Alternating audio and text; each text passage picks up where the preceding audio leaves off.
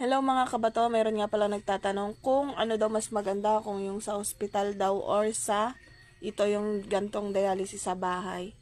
Para sa akin po, pares naman po silang maganda kasi pares po silang nakakatulong para sa isang nagda-dialysis.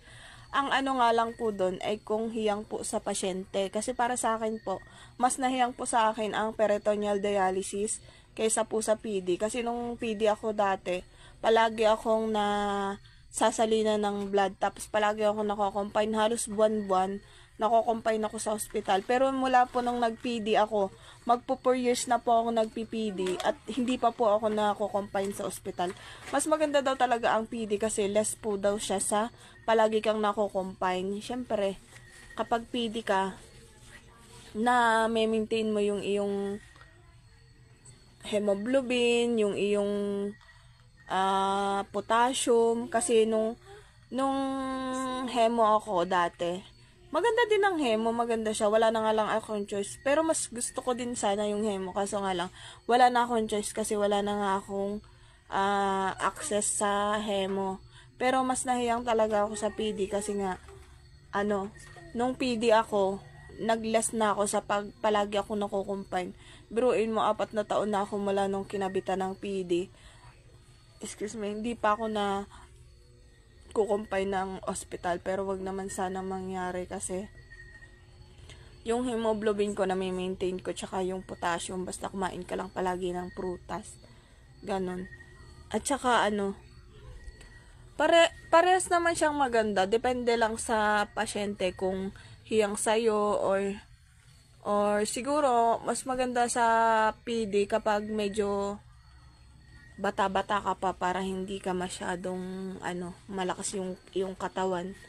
Pero sabi nila mas maganda din daw ang PD sa may edad na kasi nga kapag hemo ka, siya sa puso talaga gawa ng machine. Pero itong peritoneal mas siya, parang hindi siya ganun kahigpit yung peritoneal dialysis. Yun nga lang, ang iiwasan mo lang talaga sa peritoneal dialysis is yung maano ka sa infection. Kailangan ingat-ingat din sa sarili mo para hindi ka iwas infection. Maraming nagtatanong sa akin kung ano daw mas maganda, kung PD daw or hemodialysis. Kasi kapag sa hemodialysis, pumupunta ka pa sa mga center, dun ka magpapadialysis, tapos ilalabas yung blood mo, tapos lilinisin ng machine, tapos ibabalik sa'yo ng malinis na. Etong PD, sa bahay ka lang, hindi ka na paalis-alis, ganon.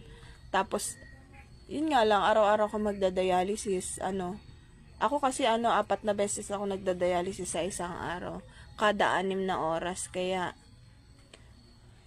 pero mas maganda din yung nakakaalis-alis ka kasi kahit saan ka pumunta, halimbawa mag-outing kayo or may pupuntahan kang bakasyon, pwede mong dalhin ito kahit saan ka pumunta. Pwede ka mag-dialysis.